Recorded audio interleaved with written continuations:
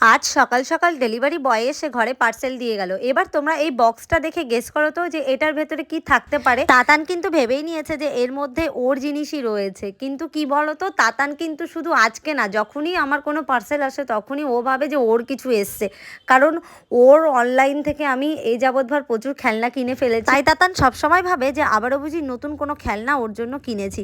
যাই হোক, তোমরা দেখে কি ভাবছো, এর ভেতরে তাতানের কোনো খেলনা রয়েছে নাকি আমার কোনো পার্সোনালি জিনিস আছে?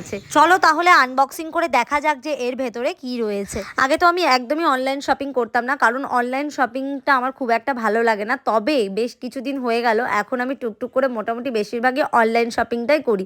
যাই হোক, চলো ফাইনালি এর মধ্যে যেটা রয়েছে সেটা হচ্ছে তাতানের খেলনা। কারণ তাতান এতটা এক্সাইটেড মানে তোমরা বুঝতেই পারছো, কারণ আমি তাতানকে একটু হিংস দিয়েছি যে এতে তাতানের খেলনা রয়েছে।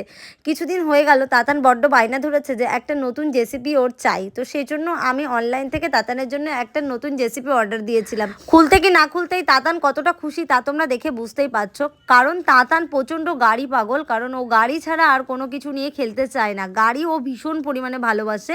আর এই জেসিপি ওর যাবৎ মানে এই 4 বছর বয়সে ও যে কতগুলো জেসিপি নিল তা মানে গুণে শেষ করতে পারবো না। এত জেসিপি কিনেছে আর এত ভেঙেছে, তো এটা আবারও একটা নতুন।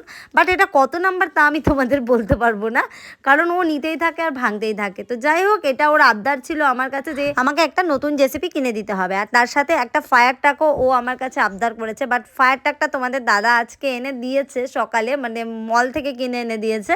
আর এই অনলাইন থেকে জেসিপিটা আমি অর্ডার করেছিলাম তাতানের জন্য। আসলে কি বলো তো, রাস্তা থেকে বা মেলা থেকে গাড়িগুলো কিনলে না বেশি দিন টেকে না, গাড়িগুলো ভেঙে যায়।